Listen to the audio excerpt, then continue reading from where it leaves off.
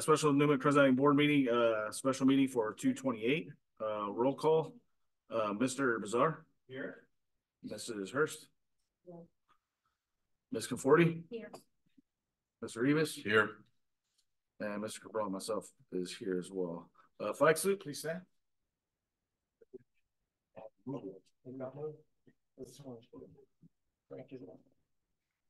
Ready? Begin. United States of America, and the republic which stands one nation under God, indivisible, with liberty and justice for all. We have a big crack there. We have a big crack there. Oh, I saw that. On the building. We'll duct tape it.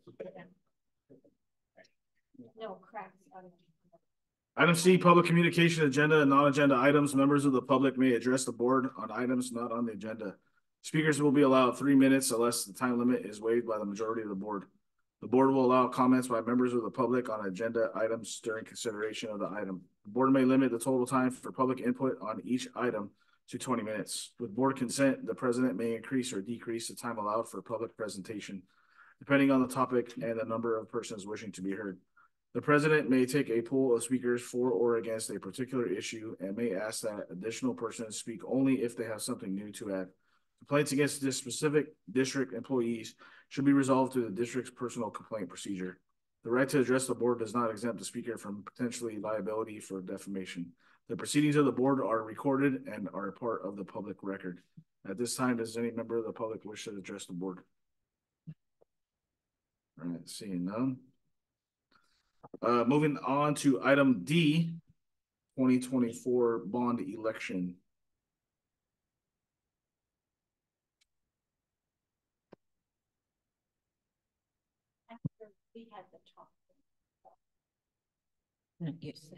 After we had our presentation last time, I don't think we should have two bonds. I think we should do one at a time. You know, do one whole one instead of two separate ones.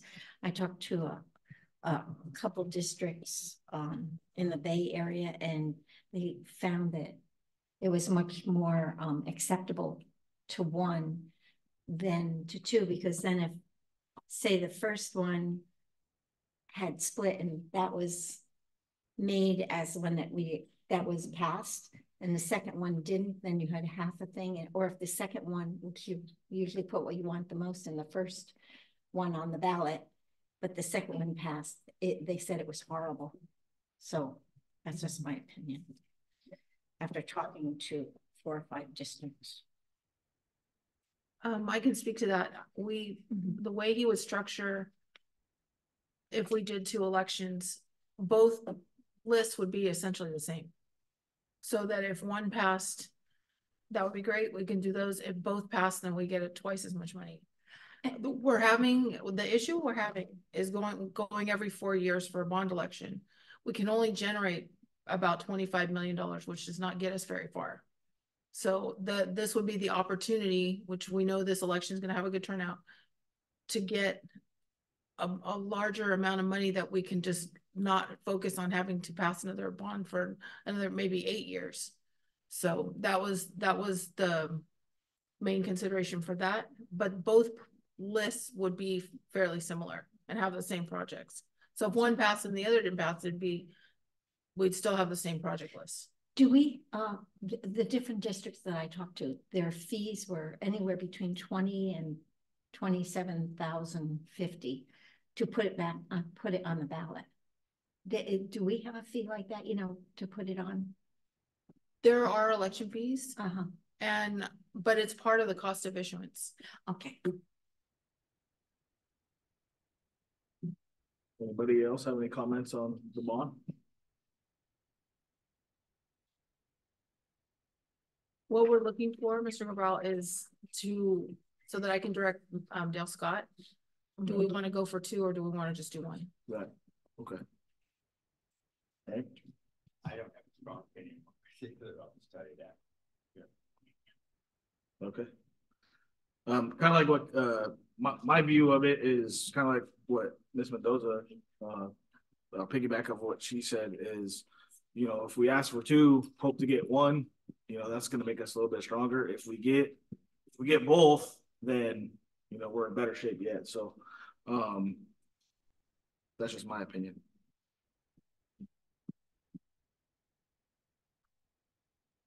All right. Anybody else have anything for the bond? No recommendations. Okay, too, or well, we can't really vote on it. It's just a discussion of it. We'll talk about it later, I guess. We just need an overall recommendation. Right. Because the timeline for the election is moved quite a ways up. Right. Well, if it was up to me, I would make a recommendation that we do both, right? But it's obviously up to the rest of the board. So, depending on what they want to do. So That's something we vote now or no? no, we're not voting now. We just have to provide it. We just need direction to how we're gonna go forward. So, All right. so as a whole, is everybody fine with moving forward with putting 2 bond elections on the ballot? Yeah. I guess I would say I am. I guess we can change our mind next month or whenever it comes before us. If, you know, we're persuaded that it's a bad idea, then we could go back with 1. I think. I don't know. I know I sound a little bit wishy-washy on this because I really don't see the. It seems to me if we got the money from 1, that's pretty good. If we got the money from 2, even better. But it doesn't seem like it's a crisis to me or all that. Well, I'll leave it at that. Anyway, I'll say 2 right now, but I might change my mind next time. Okay. Tim, after last night and all of the budget, I'm scared to death that in the next couple of years, there won't be any money. But That's why a local bond is important because there won't be any state matching funds for quite a long time. They are potentially going to put a state bond initiative on the November ballot. That hasn't been fully determined, but there has been a lot of discussion. That would bring in the matching funds. However, we know that those take 4 or 5 years after the fact. So we're having to front all the money. We have a list of projects starting with the bond renter, with the portables, with all of that. We need a new building at the high school. We're gonna run out of room some places. We'd like to do some improvements at Bonita. We have some local money to add modular classrooms with ELOP money. However, there's a lot of infrastructure that has to happen first, and the most cost-effective ways to expand out there is to do a 3 classroom building. There's a lot of advantages for that, but as far as the infrastructure, we can't cost share. They can cost share that, but they can't do the whole thing if they're only using a third of the building. So we need to have some money for those types of projects. And Carolyn, do you happen to know when the deadline is to file what we want to do? I can find, no, well, I have the timeline. I can look it up for you, but Okay. I should be able to access this on my phone. All right. Thank you. Item E, board budget workshop presentation by Mrs. Mendoza. Okay, Edward's gonna bring up my slideshow. It's nice to see Brittany and Paula and Julie who got to see this yesterday. We did a little warm up with CSEA, and we'll share this with CTA on Friday. So when I was putting this together, I thought, what do I really want to accomplish today? And I kind of made a list of some of the bigger things that we deal with when we're planning for the out years and also looking at the overall picture. So Proposition 98, just as a very broad overview, is when the state determines how much money they're going to have, 40%, the first 40% goes to K-14, which is schools and community colleges. So we take that off the top, and what he has promised to do for next year is to keep most of the cuts away from education. That's going to make other people not so happy, like Health and Human Services and the UCs and CSUs. But we are looking at somewhat being protected. So we are in a better position to look at a downturn because of the money that the state has put into the rainy day funds. And there's a couple of different funds that he will pull from next year to make the budget more balanced. So the $26 billion shortfall of revenues last year, they can't go back and make cuts to last year because that last year is closed. So what they're looking at doing is recapturing some of that money, and that it remains to be seen if it's constitutional to do that. They're looking at doing that in 25-26. So they're kicking the can down the road. The legislative analyst office has also they're looking at the numbers and they're thinking it's worse than they thought. So his solution to kind of not make the big impact that it should, they're not sure that they can actually pull that off. So when we look at, one of the first things everybody looks at when the new budget comes out is what's the COLA. So the COLA is a federally defined number, and it's not just related to inflation, it's really a manufactured number. So it feels like the last couple of years we've had 14%, almost 15% COLAs. And now all of a sudden next year we're looking at less than 1%. But if you look at the average is between 2 and 4%. So anything over 4% is really an anomaly. So, but people they forget about what we did 5 years ago. We're looking at these last 2 big years. So that's going to make going into negotiations a little bit challenging in the looking as we plan for the long run. So what's not in the budget for next year are cuts to Prop 98, where they're not rebenching the formula. They're wanted to keep the big cuts away from Prop 98. We're not looking at deferrals right now, but I have a feeling that may change. What deferrals do is they take your cash flow, they give you the money, but they give it to you late. So your June payment goes into July, which looks good for the state, but it puts our cash flow at risk. And so we end up imagine you have all your bills in June, but you have no paycheck in June. It comes in July. It really affects your cash flow. You get your money, it's just a little bit later. So the Stanislaus County Office of Ed has been working with the county treasurer's office to ensure that there's enough liquid cash to pay obligations for all of the districts, so that we're not going to run into a cash flow issue, but our personal cash flow, we have to really make sure that stays in the black. So right now there are no planned deferrals, but I have a feeling that may change. Last year, there was some one-time funding. We got part of our funding, and then the state did what they call a sweep. They said, well, that's all you're going to get. You already booked the receivable for the rest of it. Well, you're not going to get that, so cancel that. And so we just didn't get the remainder. So luckily we had not obligated all of those funds yet, but they could potentially do that. They're saying they're not going to, but that could change. So the biggest source of the district's funding is what we call the local control funding formula. And there are factors that go into it. It's a spreadsheet that's set up by the state, comes out several times a year. It's updated when the governor's budget comes out, when the May revise comes out. And then it gets updated with the planning factors. So we look at our enrollment versus our average daily attendance, which is the percentage of students that are in class and then we look at the COLA. We look at the unduplicated pupil count, which is that number is taken on our census day in October.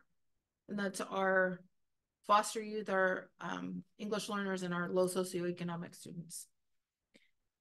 So, and then this year they've done an add-on for transitional kinder for that ADA separately. So that because the state recognizes that running that grade level costs a little bit more money.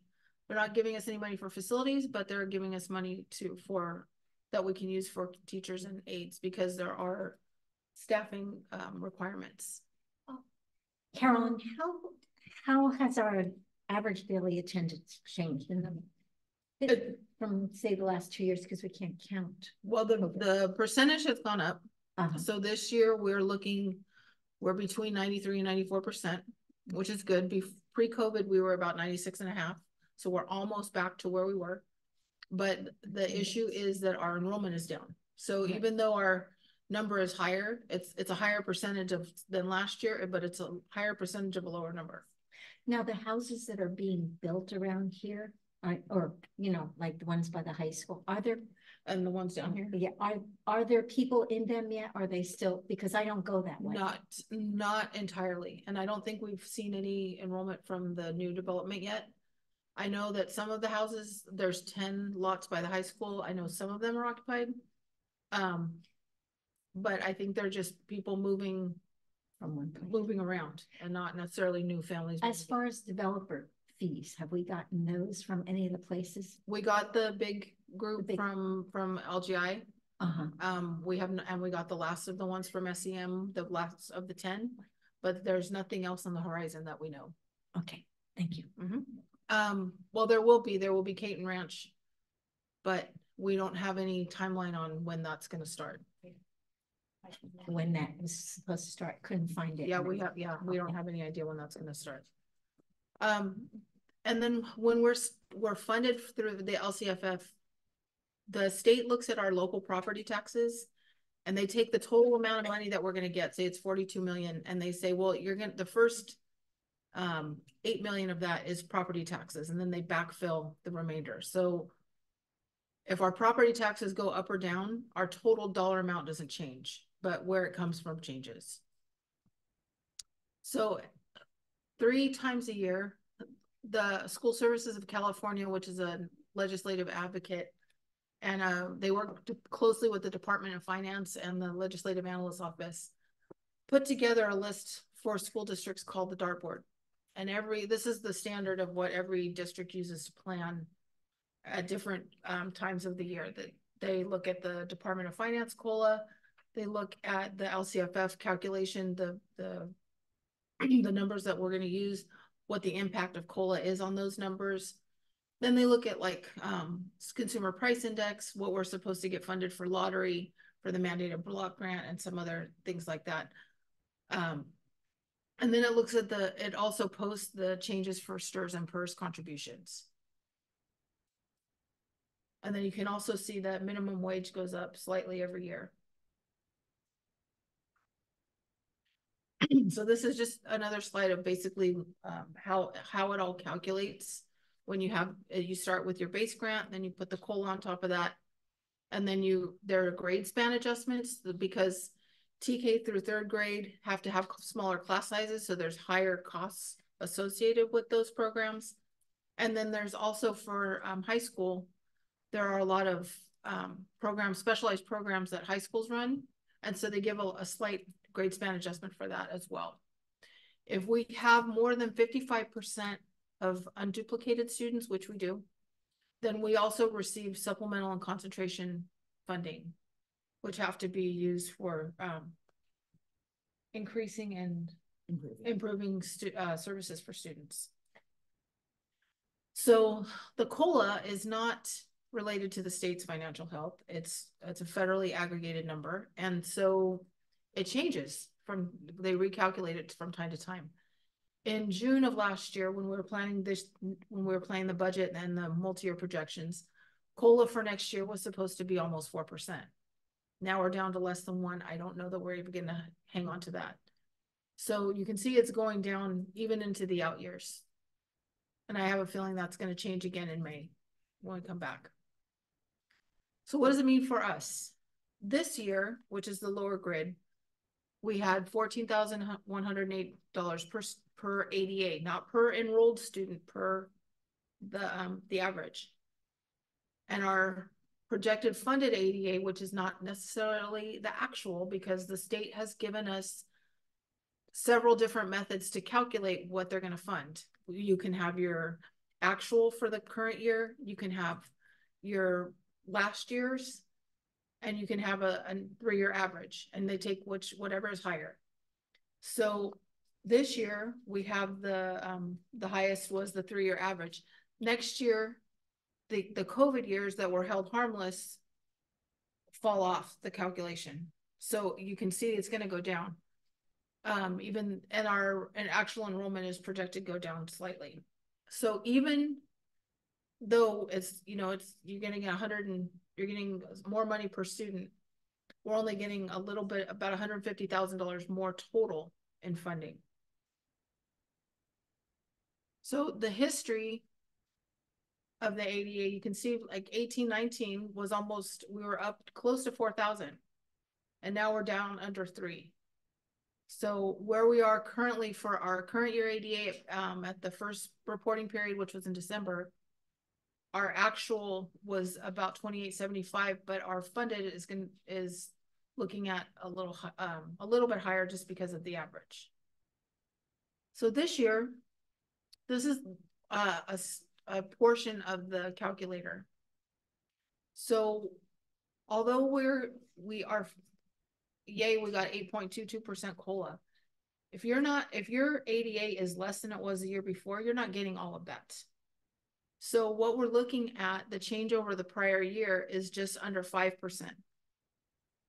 So that's important as we go into next year, because that 5% has to pay for step and column this year, has to pay for any salary adjustments, and it's really got to cover step and column for next year. Because as we go into next year, we're supposed to get 0.76, but with the decreased ADA, we're looking at less than 0.3% of what we'll actually see. Well, step and column typically is 1.5%. So that you can see that the COLA for next year is not even going to cover that. So we need to be strategic when we're looking at this year and next year, to make sure we can cover everything. And then in the third year, we're looking at just under 2%, where the COLA is 2.73, but the actual looks like it's going to be 1.95. And that's if we keep the 2.73 COLA. So we have a couple of things besides just the LCFF dollars. We have California Lottery, which likes to say how much money they've given to schools. So lottery is used for our site discretionary funds. So what we do is we take the amount that we get that we're anticipating, and we get, this is not in your packet. No. So we take the amount of funding that we're anticipating getting, and we divide it by the number of teachers. And so we allocate it to the sites depending on how many teachers at their site. But the principal gets to decide how they want to direct the spending. It's not, okay, this third grade classroom gets X amount of dollars. It's up to the principal to decide. But we had to have an allocation formula so that it's equitable across the district. So we look at every classroom gets a budget. New teachers, we've been supplementing new teachers every year so that their budgets get up and get set up, and they get to catch up a little bit, because a 20-year teacher next to a first-year teacher, their classrooms are going to look very different. We've also funded field trips, assemblies, and other site activities, whatever the principal and their site leadership want to plan. It's pretty unrestricted. The only thing we cannot do with it is facilities, but otherwise it's very unrestricted. We also have instructional lottery, which is about $38 a student, I want to say, and it's instructional materials only. So usually if there's a textbook adoption, or we have site-based textbooks, this last year we did Spanish, we did Vista So we've done we usually save that at the district level and use that for adoptions. Next year we're looking at a study sync renewal. We may use that there. Otherwise, we don't allocate that to the sites. We keep that at the district level. So if we look at the breakdown of the budget, and this kind of got lopped off. So the left column is the unrestricted budget. So 76% of, no, I'm sorry. This got chopped off. The unrestricted salaries and benefits is 82%, almost 83%. But for the total budget, because we have a lot of one-time funding that's not salary directed, it's 76%. So capital outlay is about 2% of the unrestricted. Or no, the total budget. So I can go over that more in depth that second interim. Your size is fine. Okay. So yeah. So you can see how that's laid out. So salaries and benefits of the total budget, 76%. Unrestricted only is 82.75. And so you can just kind of see how the budget is divided up. This one did it too. Okay, so we are looking at right now, our total revenue is 58 million. Our total expenditures are projected to be 60 million. So we're looking at a net decrease of unrestricted at almost $600,000 for the unrestricted, and 2.7 for the entire budget. And that's a lot, and that's okay, because that 2.7 million is a lot of one-time money where we got the revenue in a different year and we're just spending the balance. So that's going to be a natural. We had several years where the fund balance really went up with all that one-time money that we didn't spend, and as we spend it, that's going to come down. So that's kind of a natural. But what we want to look at is our contributions, and I'll get into that a little bit in a minute. But we're contributing, we're taking $7 million out of the general fund to fund restricted programs. So that's a big number. So we have some one-time funding that's ending. So we have some ESSER 3, which is federal. This is the third round. This is not even counting the first and second rounds. We had a little over $5 million in total funding. We have to expend all of it by the end of this year, by June, or actually by September. So we might use some for summer school. We had $2.5 million in state programs, and that of the one-time money. I know we have ELOP money, the Expanded Learning Opportunity Program, that's a separate ongoing funding. So, but this was a one-time. That ends 2026. Then we have some other money that ends in June of 2028. So we try to stagger these uses to stretch things out as far as we can. But the biggest chunk was the ESSER 3 that is ending this calendar year.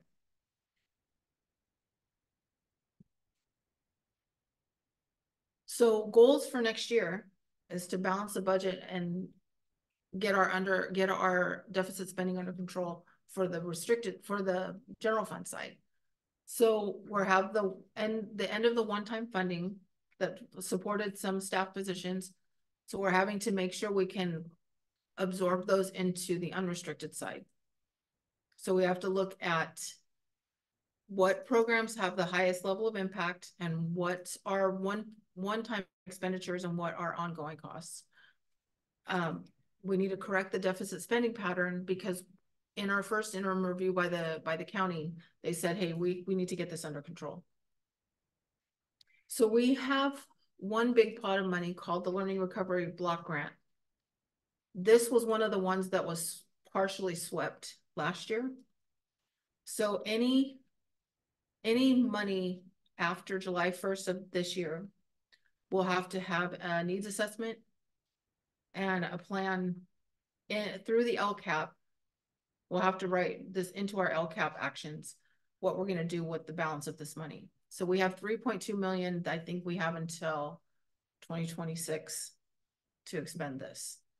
So we are working, Mrs. Betancourt's got in contact with the county to get together a needs assessment for us to direct how this goes. So there are some programs that are self-sufficient when we look at different, when we look at any kind of adjustments to the budget. There are mandated programs that we have to have that do pay for themselves, and they have different staffing configurations. Beyond the Bell is one of those, and we have two funding sources: expanded learning opportunity program, which is now ongoing. And we have the after school education safety, which is funded through Prop 49, which is also ongoing. For years and years and years, we had the ACES funding that had no COLA attached. We got the same amount every year. So as our salaries went up, we were able to take fewer kids. And then when we got the ELOP funding, we were able to open back up. Now the issue is trying to fill all the positions that we need, because the ratios are still 1 to 20.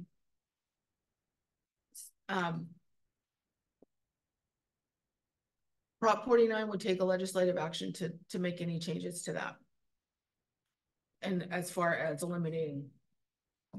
So we get a little over $3 million in annual funding for the after school program. We have to staff it at a 1 to 20.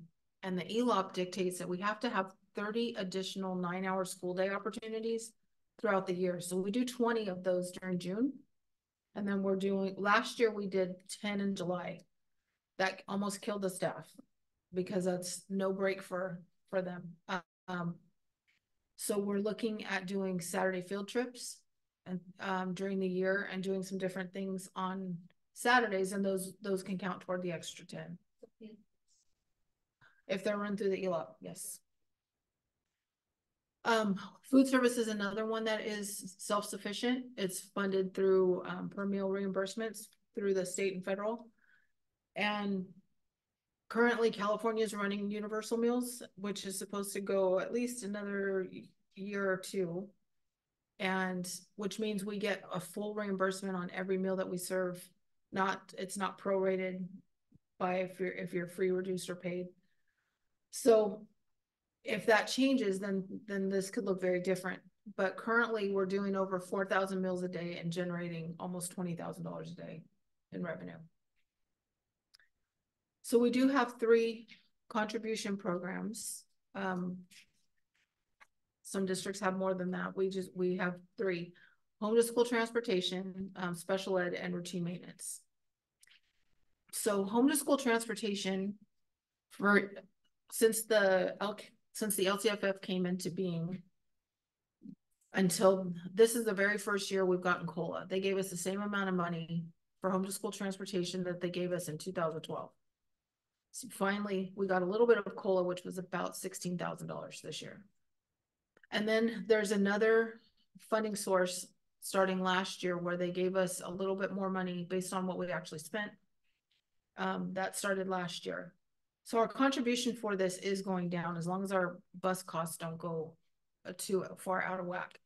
And this is only for home to school. It's not any special ed transportation that we transport kids to Patterson or to regionalized programs, or any sports, anything extracurricular, any field trips, anything like that. That's just getting the kids to and from school. So routine maintenance, there is no funding for maintenance. We have a requirement because we got matching funds on some projects that we have to dedicate 3% of our total spending for maintenance, for deferred and routine maintenance. So every reporting period, it's kind of recalculated of what our total expenditures are going to be. So our required, I try to budget a little bit high, just so that I don't have to go back and try and find money if I budgeted too low. So our required contribution at First Interim was 1.6 million. We've budgeted 1.750.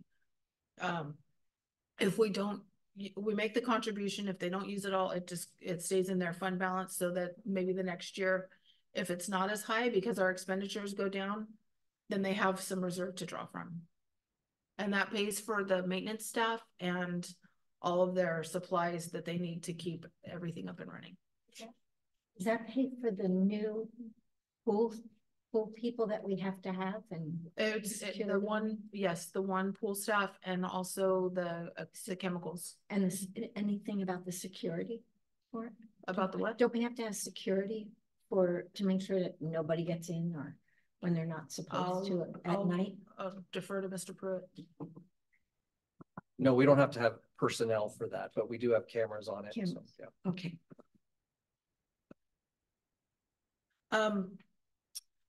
So the maintenance is with that contribution, we're able to fund the maintenance. So special education, it is funded at about 40%. So what we receive from state and federal is about 4.4 million, and our contribution for that is almost 5.5 million. We're looking at ways to bring that down. We've done some takebacks.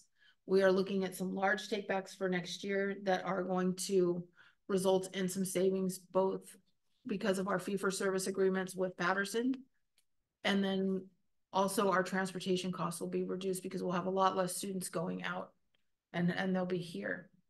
So it's a good transition for the students, because now we will have a mod severe continuum from TK all the way through 12th grade. Yes. So capital facilities comes out of different funding. It's not out of general fund funding. We could, if we needed to, we could use general fund, but we try to keep it separate. So our immediate needs are finishing the project here for the multipurpose room and the TK modernization. And we're using the remainder of the Measure X and some Fund 35 money, which was the matching funds from another modernization project. And we've done a matching funds application for the TK portion. But that could be a long time before we see that. We're working on a restroom building for Hunt, and that will be funded out of Measure X and Fund 25, which is where the developer fees went into. And then we need to do the next project is going to have to be the Von Renner portable replacement, which is also probably will use the end of Measure X, but we need to get into the future bond measure to finish that one as well. Can I answer any questions? Anybody have any questions for Mr. Mendoza?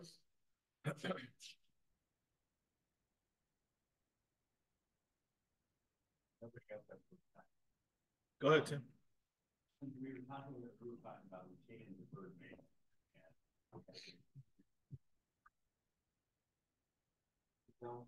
Spend that money, it remains there as a fund balance. Do we have a current fund balance there? And is it substantial or is it not? I want to say it's about 100,000, Okay. which is fine, because what happens is we set their budget where their revenue and expenditures meet during the year. And then if things come up where they need to buy a piece of equipment, or they need to spend some more time tree trimming or doing something else, then we can pull from that without giving a larger contribution.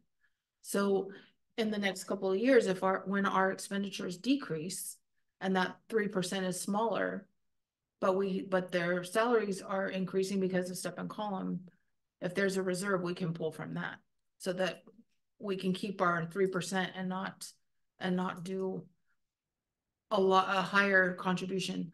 When during the Great Recession, the state allowed us to not do the 3%. We always were able to fund the whole 3% because that was a priority. But I haven't seen them say we can decrease the contribution yet.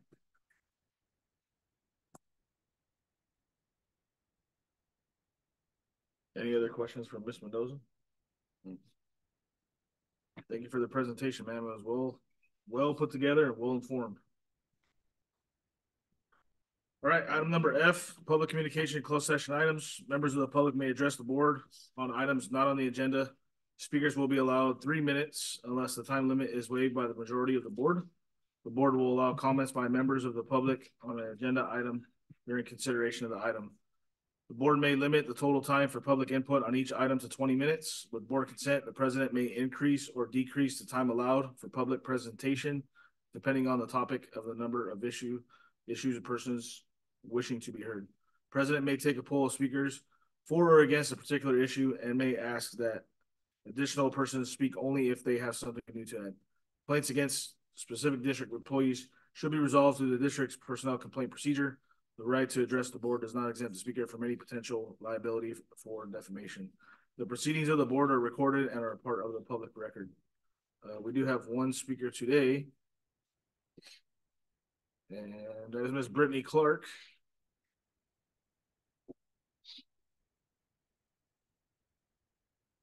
Go ahead, man. Edward will turn it off for you.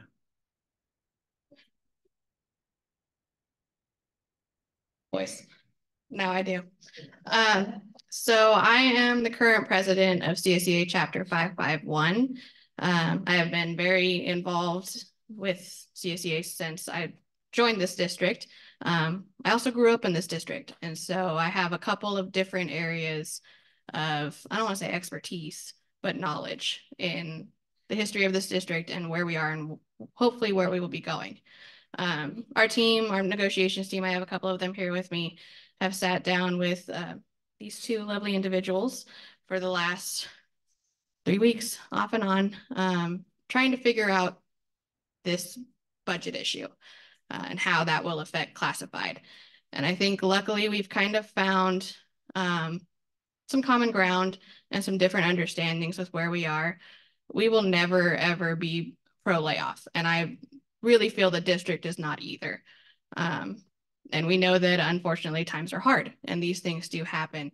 But you will be presented a paper today, I think by Mr. Heinrichs, right? Oh, I called you the wrong name. I'm sorry, Mr. Hennis. I did. I called you Mr. Heinrichs. Again, history of NCLUSD there. Hopefully not by me. With some different considerations that we would like to kind of be looked at for next year and going forward. And I know like Miss Mendoza will do a good job she talked to us as well, how some of them are a little different than what we think. But we do notice some concerning trends, right? Where COLA is given at a certain amount, and I know that that goes to everybody. I know it's used for different things, but we haven't seen a decent, COLA adjustment on our side for a minute. Same thing with the warrants, right? The warrants this year have not dipped below $1 million a month, where in past years they've been lower. Same thing with the Amazon purchases, right? We're spending $30,000 to $40,000 a month on Amazon. And I get that some of that is beyond the bell who has their own funding. I get it goes to different things, but that's a lot of money to just be hemorrhaging every month. Same thing when we hire, new staff that is paid at a rate that is above the teacher salary. We're not hiring them at the same rate as the guy that was there before. We're hiring them higher instead of giving them a year to kind of try it out and seeing if they can earn more. So I'd just like you to kind of consider the whole picture and know that this hit that classified is taking and that certificated will be taking, and I'm sure management will be taking on some level, doesn't feel good. And I really hope that in the future we can kind of look at the whole picture and make sure that that is equitable, but hopefully avoidable. Thank you. Thank you. All right, with that, we'll be going to closed session at 12:42 p.m. All right, item number H, report out of action taken in closed session. There's nothing to report tonight or today. And then item I, adjournment of the special meeting on the 28th of February at 12 o'clock. And we'll see you next month at March 15th, right? March 11th. March 11th. March 11th. March 11th. Yeah, don't do that, Mark. What? March 11th. Yeah. 5 p.m., correct? That's it? Maybe 4. Meeting adjourned.